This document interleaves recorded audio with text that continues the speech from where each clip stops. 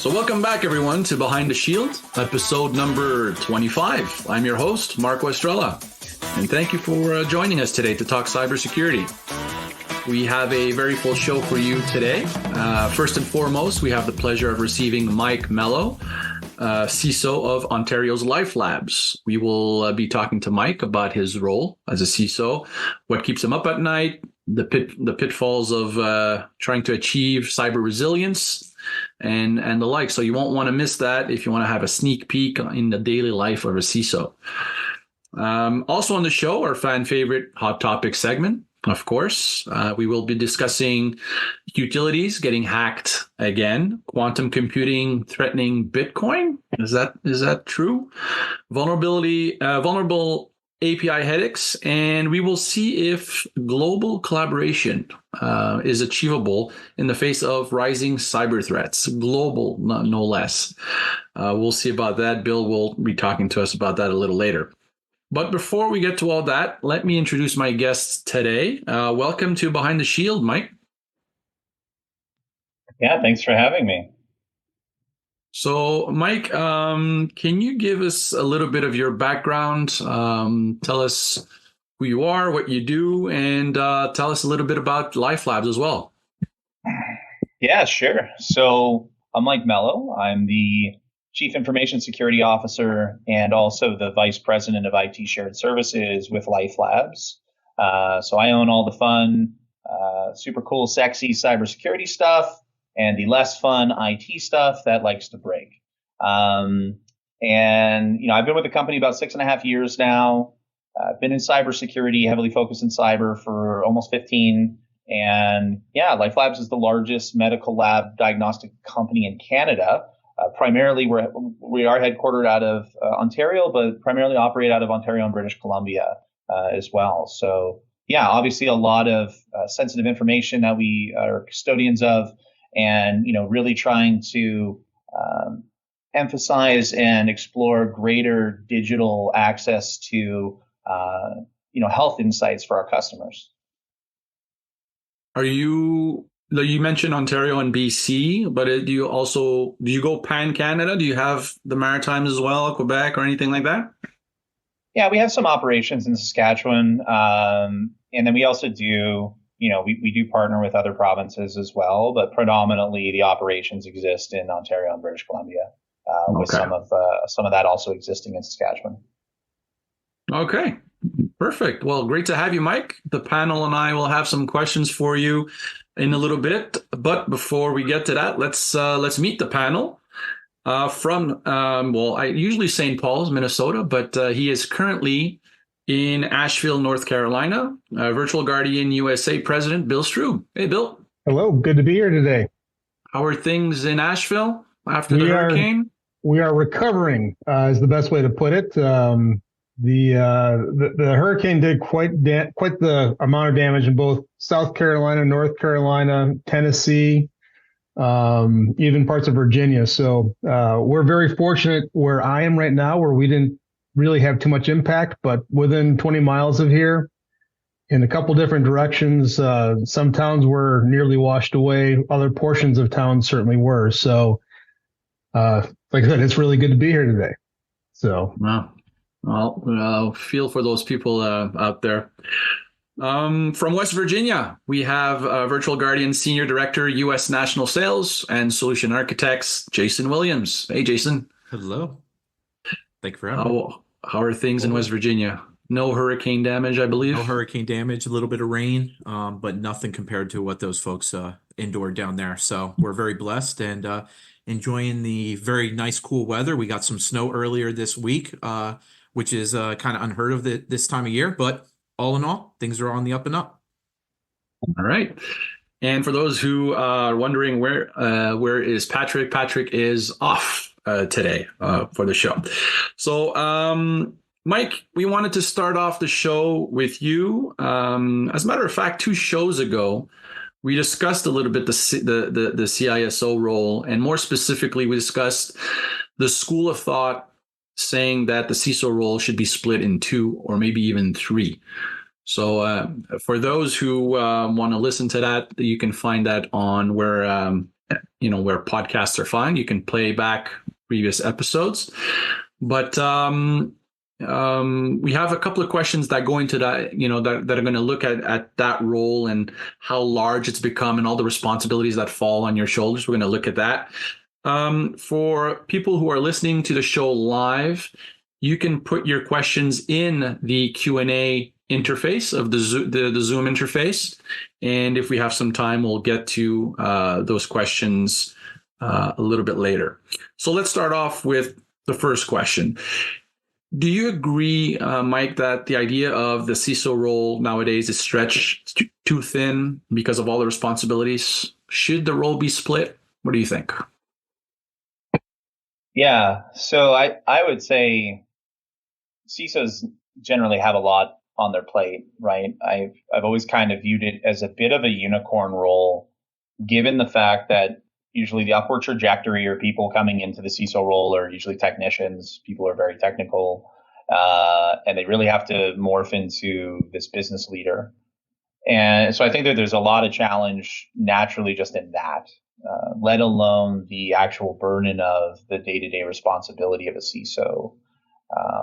I think that it is a powerful executive level position in which, the CISO themselves have to really gain traction at the executive stakeholder level and truly, manage multiple facets of the program, including buy-in, support, education, awareness, and then obviously all the tactical elements as well, but also trying to drive synergy and collaboration with other groups. So, yeah, I do believe the CISOs are spread fairly thin. I think that over the years, there's been a greater demand on CISOs, and you also are starting to see the industry kind of trend to CISOs who are now adopting the IT practices, such as myself. Right. And then that begs the conversation around this, view of, is there a conflict of interest? And, that's been driving some of the conversation around, should it be separated into multiple roles? And I think that there's no right or wrong answer. I think that, it depends on the organizational size, the demand, who you have in the seat as well. Are they able to handle that amount? Right. So I think that, it's definitely a prudent position, but I believe that, it really depends on the situation of itself, the situation of the role in the company, the reporting structure. So, yeah, I think, I don't necessarily agree that it needs to be split out. I think, if anything, CISOs should start owning more, especially in the IT space. I think we've had a tremendous amount of success getting more collaboration and synergy between the groups under my leadership with both teams. Mike, maybe a quick follow-on to that question. When you think about organizations that do have separate roles between the CISO and the CIO and so on, do you think that the CISO should be responsible for security and possibly the CIO for the enforcement across the technology stack? Or where would that come into play from your perspective when you look at policy and then adhesion to that policy? Yeah, I think that, and again, I report into the CIO. So my relationship with the CIO is, I look for help and support in the enforcement practice space, but it's still my program to enforce, right? With his help, obviously, if there are challenges or, downstream impacts of any kind. But as a CISO, it's my duty to ensure that I'm, obtaining buy-in with other stakeholders, promoting a proactive and healthy culture of cybersecurity in an organization, and then foster the adoption of that. So, I wouldn't say that I'm removed from that. And I think this is where a lot of challenges happen as security practitioners and programs, is that we're kind of viewed as cops or police in an organization, right? We have these policies, we have these things where, you have to do things kind of to the rule of law, but we're not really part of the adoption of it, the solutioning, the hand holding through it, right? A lot of times you see people very far removed put their hands up in the air. Well, that's not my area. I'm just telling you this is how you should do it. So that's not the culture we've adopted or I've instilled at the company. We're very much hand in hand, step by step with the organization and ensuring that, what policies we want to implement make sense, right? And get us to a mutually beneficial outcome. Right. Okay. Thanks. We have our first question from the audience. Antonio is asking, when I first started in cyber, I always heard that CISO is not really, and it's not truly a C-level position. Is that true, or has that recently changed? Yeah, so I say it's been changing over time. I would say it depends on what that definition is, right? A lot of times CISOs are not what we call a true officer of the company, where we have full-fledged, signing authority for the organization. But if you do have a CISO title, you should be acting as if you are an officer of the company. That's right. Right? Your fiduciary responsibilities and accountabilities to the organization are still prudent and there, right? Now you see other industries, especially oil and gas, manufacturing, a lot of CISO roles are kind of director titles, right? And so sometimes you see head of security or IT, IT security lead, but really they're essentially the CISO. They just don't have the title. And you kind of usually see the title creep into organizations that usually have certain revenue thresholds or over a minimum of like 1,000 employees. So that's kind of where you start seeing the naming convention come into place. And then obviously every different organization and industry treats that role somewhat differently, right? So it's a bit unique sometimes. And there's no real, I would say, standardization as to what that looks like. If you were to look at like a CFO role, very structured, very standardized as to where that sits, how it functions, the authority level of that position. I think one of the big challenges is the CISOs are still trying to find their stride and recognize where does that sit in the hierarchy of an organization. And there, again, as I said, there's no standardization to that. You're seeing different reporting structures, different accountabilities as well. And I think companies are just trying to make it work for them and also leverage the skill set and capability of the current CISO in the seat. Okay. We have a second question from the audience. This time, Dino asks, this is like a kind of a two-parter, Mike. Do bad actors try to take advantage during a catastrophic event, kind of like kick you while you're down, to breach companies? And the second question, also, do you see business continuity planning enacted quickly, and does it execute as planned for these organizations? Yeah, so I would say anytime you have a crisis, usually always strike when the iron's hot. I think the same would be the same for bad actors, right? And you see this in very indicative of threat signals that come in post-breach announcements and so forth, right? So I absolutely do believe that if an organization goes through a breach, they really have to bolster their parameters and configuration to ensure that, you're about to go into a different onslaught of attacks. You're going to go into a bit of a different threat sphere because you're now a target, right? You had a vulnerability. No one knows if it's addressed. Maybe I can go get access to that and get some free slush, whatever that may be, right? It could be data, it could be monetary, who knows, right? So I do believe that bad actors are definitely looking at that as a secondary attack vector for sure. And then I think the other question, so BCP enacted quickly and does it execute as planned for these organizations? Yeah, I think it depends, right?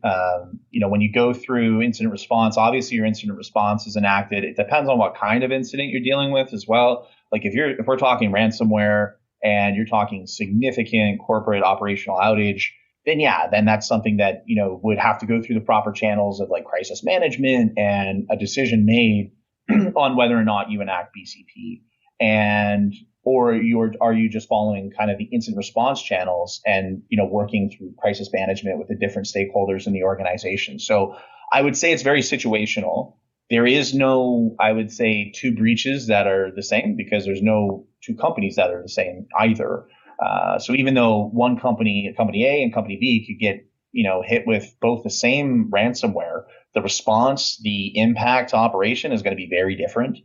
You have different stakeholders. So I think it's very prudent having appropriate business continuity planning, crisis management planning, and incident response planning, tabletopping that. Exactly. Right? Even at the executive level, right? Like, we do executive level tabletops for incident response as well, because, there's one tranche going on. That's ultimately the breach itself, the technical response. And then there's the executive response that has to occur as well. And then there's the whole post-breach, customer announcements, public relations element to it. So it's very like a multifaceted situation. But yeah, I think BCP is, again, these things need to be thought out and determined. What is the threshold or criteria for us to enact a BCP? That needs to be well understood, and cyber needs to be heavily involved in that.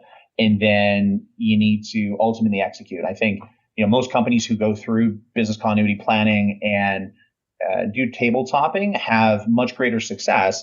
I don't have metrics around this or stats, but at surface value, from what I've seen historically through companies I've worked with, if you do the tabletops, you're generally more likely to execute, better, right? Practice, and then when the situation comes, then you have, better response capability to it. Do you need to report a cyber threat? Virtual Guardian's emergency response team can take immediate action. Responding and recovery are vital to ensure your business-critical services are maintained. Visit virtualguardian.com and click on Report a Cyber Threat in the upper right-hand corner. Or call us at 1-800-401-TECH. That's 1-800-401-8324.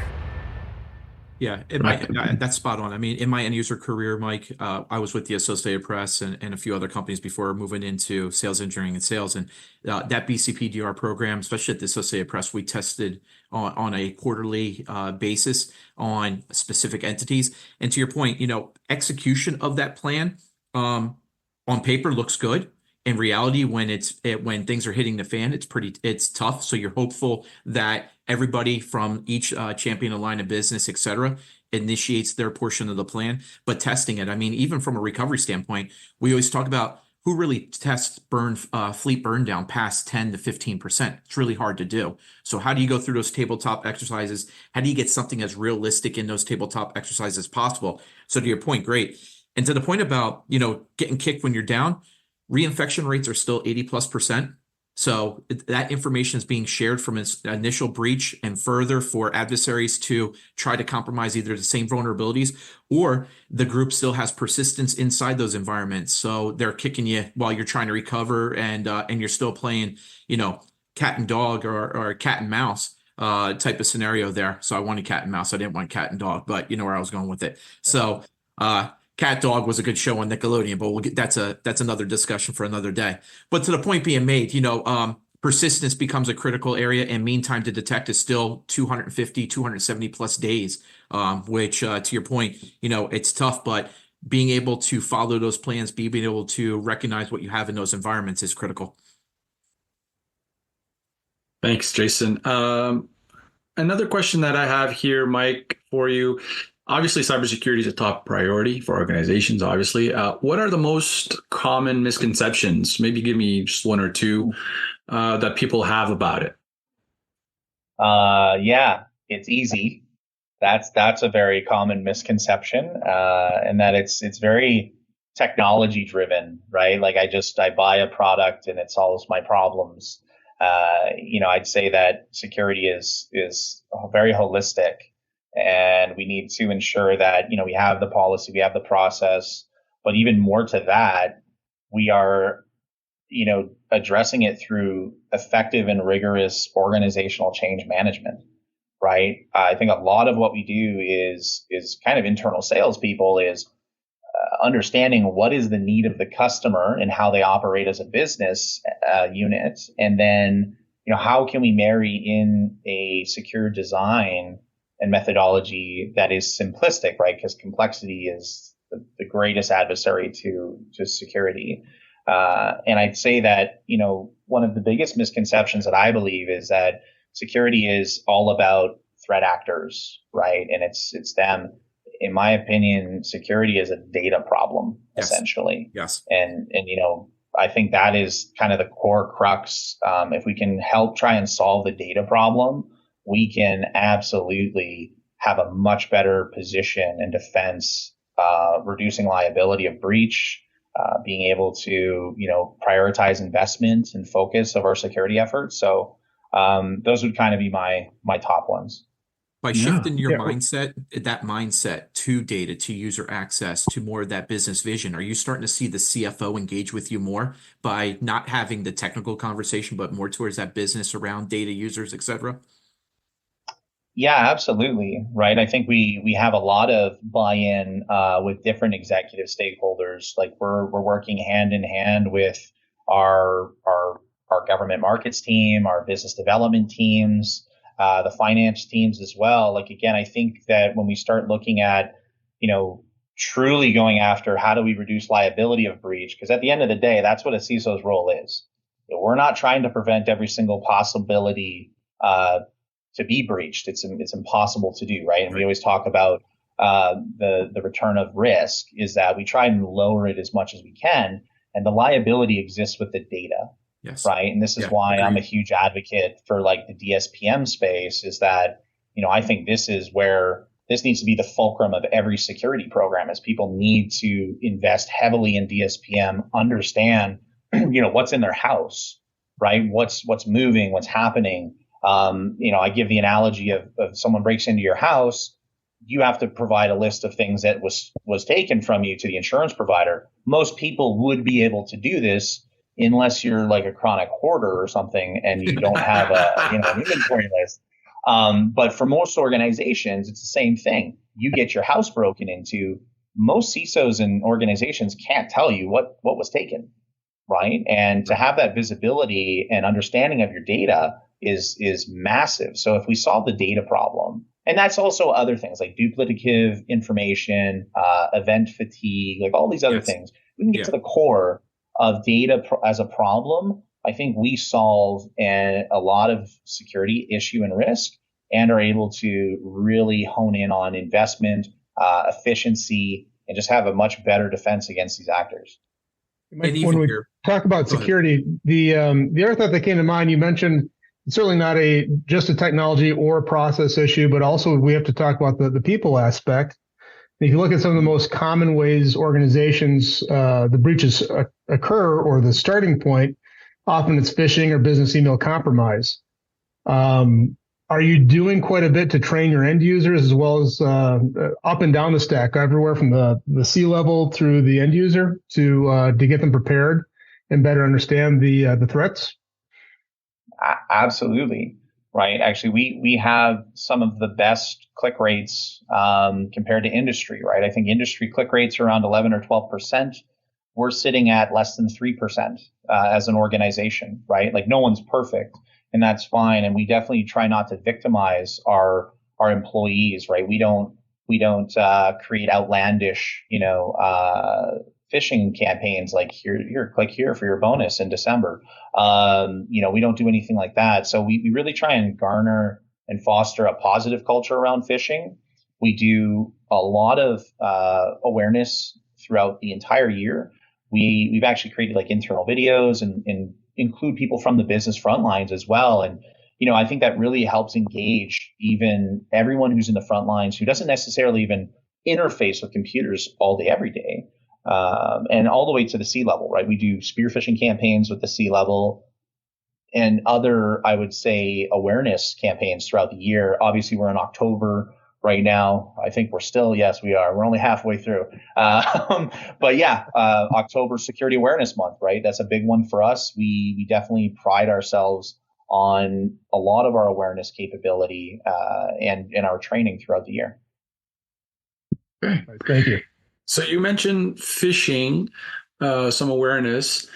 There's like a million things that could keep you up at night, but are there any emerging threats that you think that businesses are not prepared for, or that like you're kind of worried when you look at it?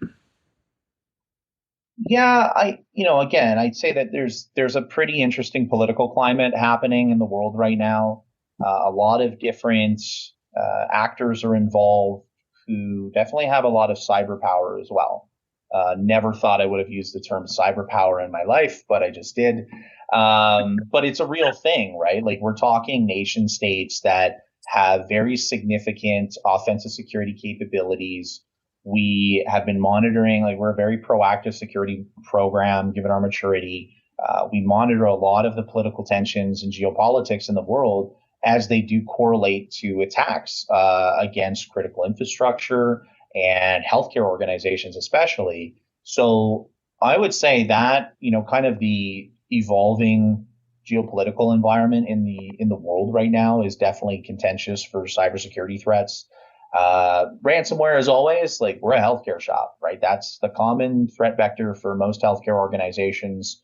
We've taken a really strong and hard approach towards ransomware prevention and also our remediation methodologies as well. So, I'd say that there's always something kind of keeping you up at night, but as you continue evolving your program, greater maturity, you get to be in a bit of a better place, given that you have more confidence in your ability to be resilient and respond effectively to any threats that do emerge. Absolutely.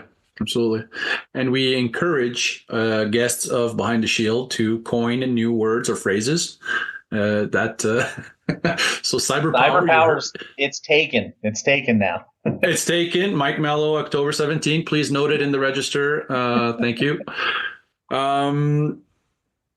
With cyber attacks becoming more sophisticated, how do you think the cybersecurity landscape is going to change in the next, let's say, 3 to 5 years?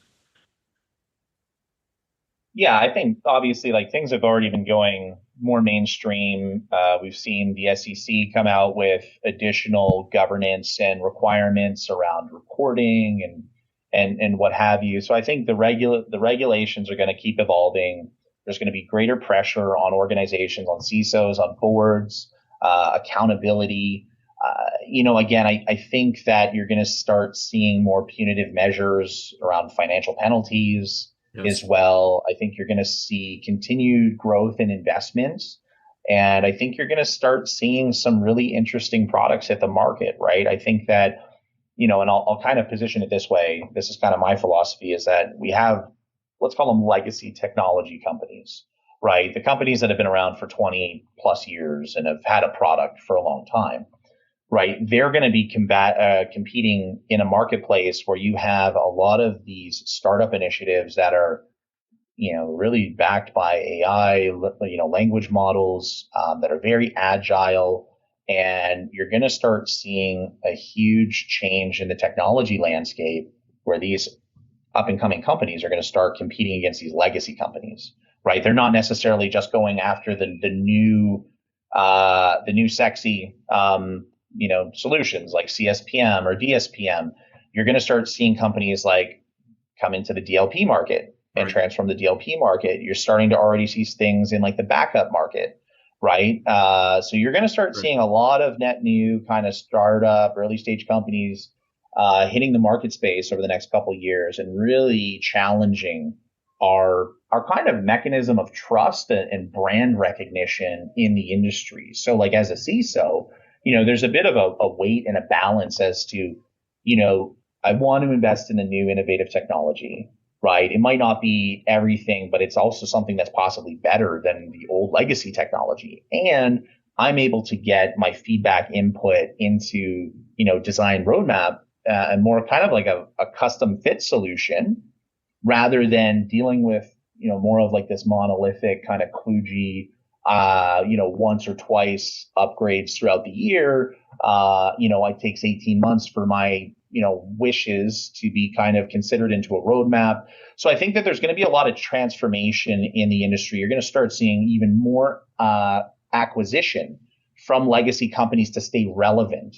And so like my my cautionary tale would be to be cautious of a lot of these acquisitions that are going to transpire, because very few have truly proved the acquisition integration model. Exactly. One great example has been CrowdStrike. They've been pretty great at acquiring a company, integrating a company into their ecosystem, right? So I think that there's a grow versus buy methodology. I think a lot of these legacy companies don't have the time to grow. They just have to buy products.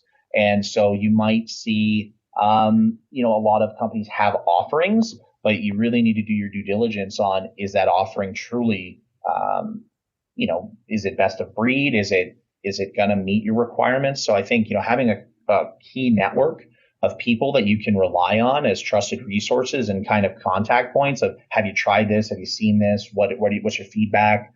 That's going to be prudent over the next couple of years as cyber continues to, I would say explode. We're seeing an explosive growth and expansion into the attention of cybersecurity. Is your company digitally resilient? 75% of small businesses have no disaster recovery plan, and backup copies do not guarantee an organization's ability to get back to business. For more than 25 years, ESI Technologies has specialized in IT continuity, reducing financial and operational impacts for our clients. Learn more about digital resilience from ESI's experts at esitechnologies.com. I think it was just our last Behind the Shield where we talked about the manufacturers out there that are looking at their platforms versus best of breed technologies and trying to figure out which way do you go as an organization. Do you find something that really has a unique capability that you don't currently have in your technology stack or your security stack, versus trying to leverage a large platform player and say, okay, it may not be everything I want, but hopefully it's all integrated and has the capabilities to provide the security I'm looking for.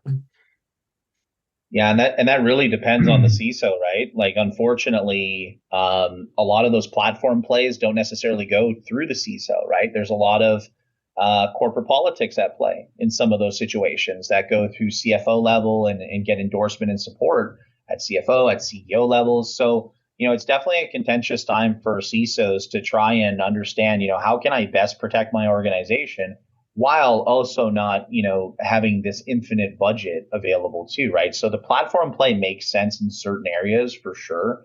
The more you can consolidate and kind of look at potential platform plays.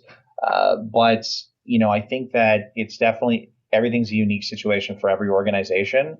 But the platform versus kind of best of breed play is quite interesting, because at what point do we start saying that it's okay to compromise on security, right? I think the focus and attention has always been, no, we need to get this buckled down. And I think there's even more stress to that. But I think there's going to be a tipping point where we see cyber spend is just going vertical.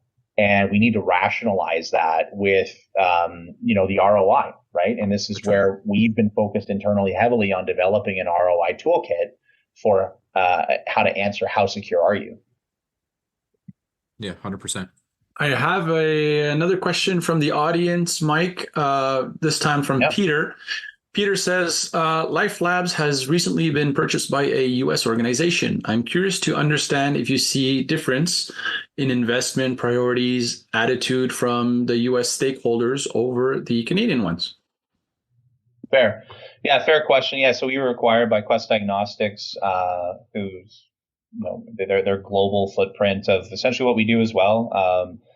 Large medical lab diagnostic company, Fortune 500 organization. I would say there's definitely different regulations in Canada versus the United States, right? So there's a different regulatory compliance requirement. We were also traditionally a private organization. They're a public organization. So there's just certain, I would say, governance elements that might be nuanced and different in the US versus Canadian landscape. I would say that our program practice, our executive team, our previous board were very adamant on our cybersecurity investment and posture. Very, very similar to what we're seeing from the U.S. Now, I would say that the U.S. probably has a lot more sensitivity and culture around pushing a stronger cybersecurity agenda than what I'm seeing across the landscape of Canada, not necessarily in our organization, but when we're talking U.S. to Canada, yeah, the U.S. has always been further ahead. They have greater investment in cybersecurity. I find that they're a lot more agile in cybersecurity as well. I used to work for a U.S. hedge fund, very fast paced. And I would say that, yeah, there is definitely a difference. There is a different attitude. Boards out in the United States, especially for a publicly traded company, very, very concerned about cybersecurity, right? Especially with the new SEC requirements of reporting on materiality. I think it's a different world, right? Very different. And so, yeah, I think that there is a lot of differences, but there's a lot of similarities too. And it's not to say that in Canada we don't appreciate cybersecurity or we don't think it's a big enough problem. I think that we're just a little bit of a lag adopter, like we're lagging a bit behind as industry in Canada as a whole. I've seen that, yeah, for sure. Next question. Virtual Guardian deals with all types of company sizes, large SMBs. For the smaller ones, for the SMBs, let's say, what practical steps can they take to improve their cybersecurity without breaking the bank? Yeah, I would say that one of the biggest challenges I've seen with SMBs is they get into this concept of dealing only with boutique kind of security shops because they're also small business. If you're really looking to try and build out a cybersecurity practice, I wouldn't shy away from the big guys, right? I think there's a bit of misunderstanding on how to deal with this, and that small shop, I'm going to get more attention. Definitely look for more things that are a bit more out of the box type solutions or customized specific to your needs, because you're not going to have a big bench to essentially build out a whole program with you. You probably need a couple core key resources. You're going to have to pay for them, right? That's the difference, because they're going to be wearing a lot of different hats. We have fractional services available in industry as well. That's always a different route to kind of at least get some, I would say strategy and roadmap development, and then look at how you can potentially execute there. I would also say that, when you're looking at different technologies, it's a bit challenging. You're in a different threshold, right? So the same advice that comes from like the large enterprise doesn't necessarily apply to SMB, right? Something might be good enough, right, to get that there. I think there needs to be a heavy focus on business email compromise. There needs to be a heavy focus on endpoint security, and there has to be a heavy focus on, again, understanding your data liability, right? What kind of data do I even have? What is my threat surface? What do I need to protect, right, at a bare minimum, right? So yeah, it's a bit of a small lift, but I think if you can kind of prioritize based on your threat landscape, what your data liability is, that's going to help you make the best investments for your cyber practice, while not breaking the bank, and also leveraging potential buying power of like these larger organizations, and even just kind of feel it out, right? And see what big organizations offer versus boutique. There's pros and cons to that for each side. So yeah, it's an exploratory phase still for SMBs for sure. Yeah, it could seem counterintuitive to go after the big box store, let's say, and not breaking the bank. You'd think that they're more expensive because they're bigger, but it's not always necessarily the case, because of their buying power. Okay, very interesting, Mike. Very interesting. We have one more for you. Thank you very much for your time, Mike. I really appreciate it. We have another question for you. We'll let you go on this. Looking at your own career, what led you into cybersecurity, and what advice would you give to someone who would like to follow in your footsteps? Yeah, so this could be a long conversation, but I'll make it quick. It's interesting. You kind of go through life. You always, I don't know, at least for me, I kind of changed what my career wanted to be. I wanted to be a guitarist, a musician. You can kind of see some guitars popping in through the virtual background behind me. I've since reignited that passion and dream, and I'm pursuing that as well. but I wanted to be a ninja and moved to Shaolin and studied Shaolin Temple Kung Fu. This was a thing. I studied, I researched this. This was going to happen. Needless to say, I'm not a ninja. I didn't do this. I ended up going to school, and I was like, you know what, cybersecurity seems awesome. But I didn't really get the right advice early stages in life, and went to pursue science. So I actually went into virology and studied viruses, human viruses. Mm-hmm. So kind of not too distant from where I am now. And then, had a change of heart, said, this just isn't for me, and then pursued technology and cybersecurity. But in order to do that, I need to understand everything about technology in order to secure it, right? So I basically went to school for very advanced network engineering, software development as well, and understood, how does data move, how do networks interact, how do applications work, and from there I just kind of started going down this, technical security certification path, and just kind of continue to flourish there. Really started getting into leadership early days. I've always been a leader. I've always been, I had management roles, even in early stage jobs, even when I was kind of working at Subway. I was a manager of 3 different shops, right? So I just always had this, I would say, innate ability to lead, and then that was something that I just really honed and fostered over the years. So there's always different paths in cybersecurity. I think my best advice is find a mentor. Right? Find somebody who you kind of aspire to be, or who has lived the path that you think you want to go down, and just ask questions, right? One of the key things I used to do is I used to look at, the job I wanted in 5 years, let's say, like I wanted to be a CISO or something. What was the requirements of that job in a job description? And then I'll be like, okay, I kind of need to reverse engineer this. This is what I need to do. This is kind of how I need to get there. And then I kind of mapped out my own trajectory that way. So I think that's kind of how I did things.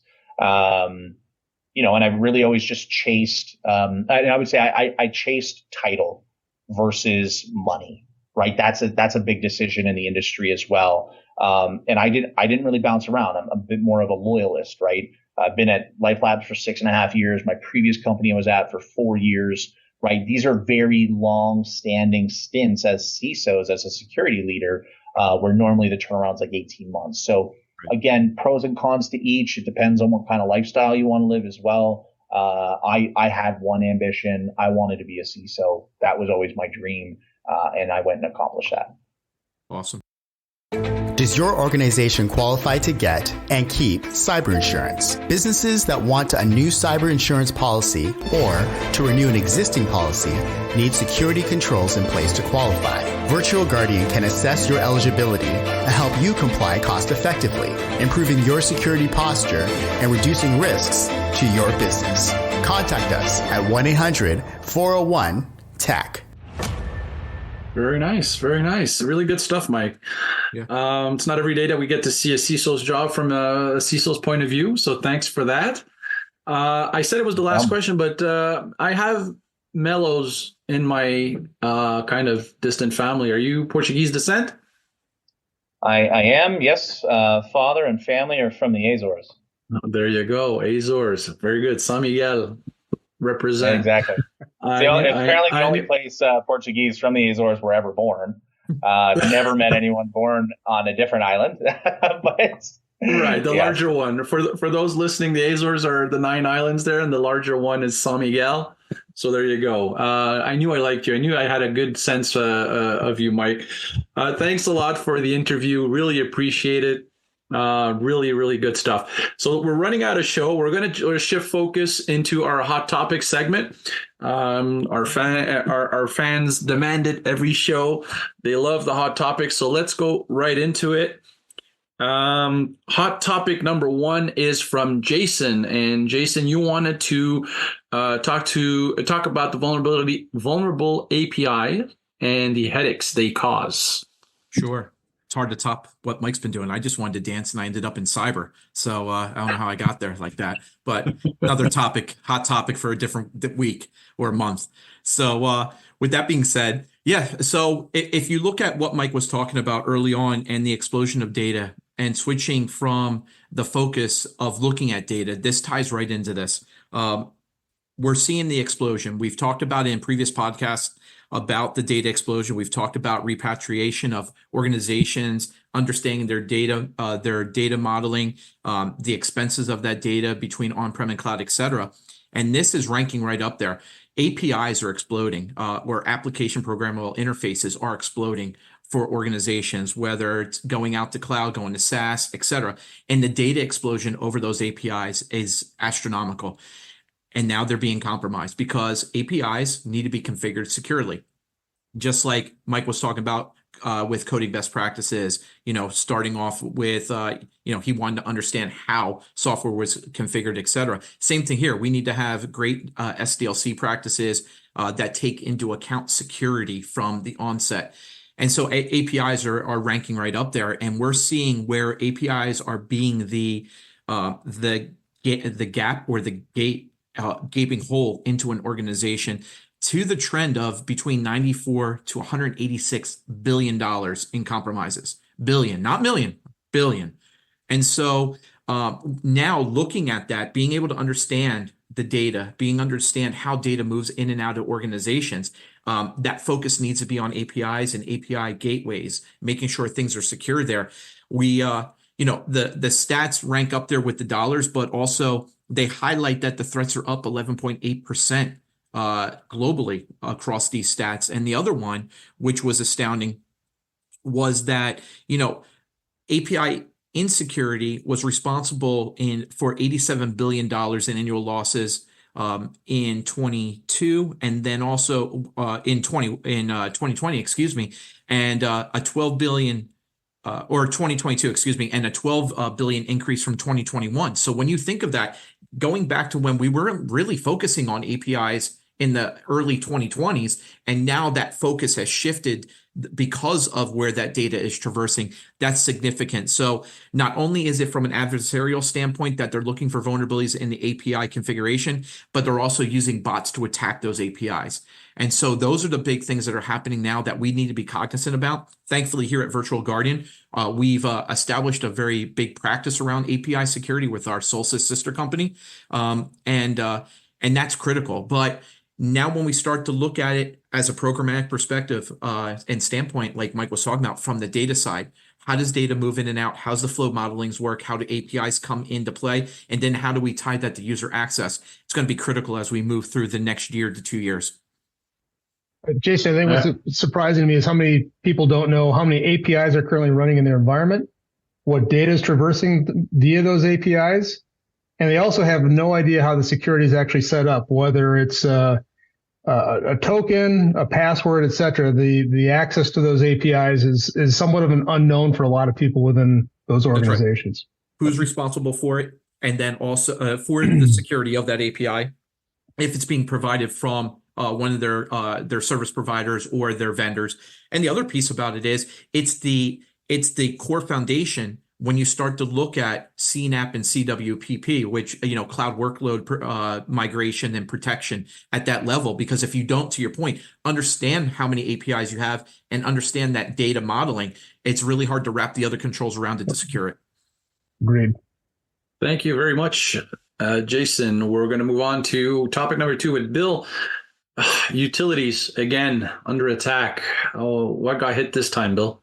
Again, this is America's largest utility for water, and it is American Water Services. So American Water Services, they provide water to 14 million people in 24 states, which is about 1,700 communities, including 18 military installations. So this is on the East Coast, New Jersey based.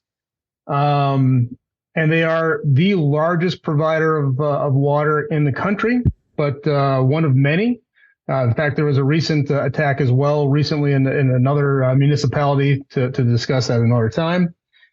But this time, the attack happened on October 3rd, and it led to a shutdown of the My Water customer portal and billing system. So at the time of the initial attack, it wasn't really it was unsure as far as what the scope of the attack was. It appears as though this primarily was on the billing systems and the portal system for American Water, but they weren't sure if it went deeper than that or not.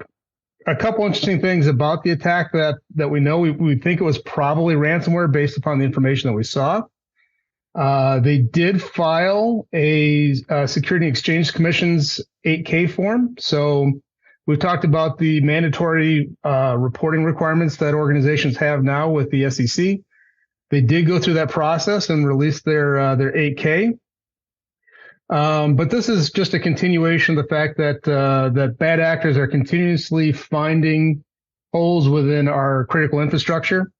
And it's not that some of the holes really should be plugged. They're not terribly difficult. Using tools like Shodan and others, you can quickly find some systems that have default passwords and other things. So it's a reminder that we need to spend the time as an organization, or if you're in the utility, make sure that you're doing everything you possibly can to lock down these particular systems, because they are vulnerable.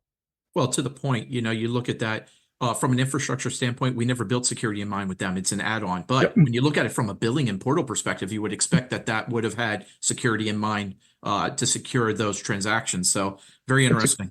It's a good point, Jason, because I do think that people that are used to running OT environments, they're not used to understand the security implications. And people that run security in many organizations don't understand the OT components. That's right. And so there is still a lot of cross-pollination of information and exchanging data back and forth to make sure that both sides of the house are covered when it comes to IT, OT, as it relates to security. Thank you very much, Bill. Hot topic number 3. Jason, your second hot topic has Bitcoin owners nervous. I don't know if Bill has any Bitcoins himself there, but why should he be or not be nervous? Well, this is where we get to drop the mic, because we've talked about this before, right? We've talked about encryption. We've talked about the various aspects of different algorithms being compromised. And we also talked about where adversaries would go, or how they could access certain computing resources to be able to break into encryption algorithms that at one point you never thought possible.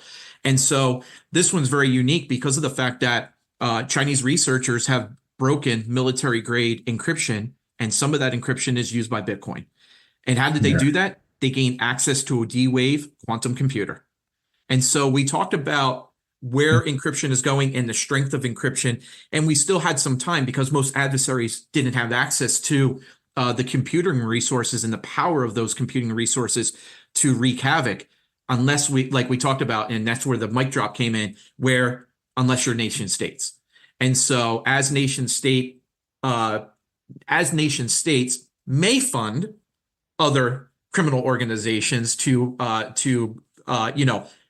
execute the attacks, we're starting to see that those computing resources are available, and we need to be cognizant of that as we look at new encryption algorithms to be able to secure the data sets that we've been operating under continuously, that being Bitcoin. So yes, we already talked about IBM's quantum computer was able to break RSA 2048. Now we're seeing that military grade encryption above and beyond with D-Wave quantum computer from the Chinese researchers, in quotes, were able to break that encryption.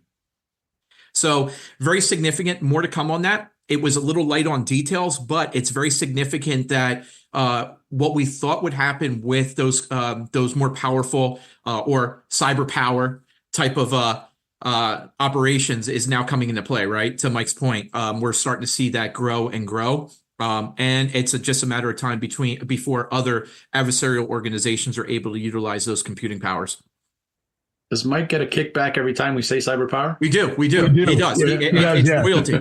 Okay, royalty. Very good. Very good. I think it's like 15 cents every time right now. We'll see how it continues to go. So, see, that's the U.S. rate. If it was a Canadian rate, it would be higher. So, being acquired by a U.S. company, a little bit lower.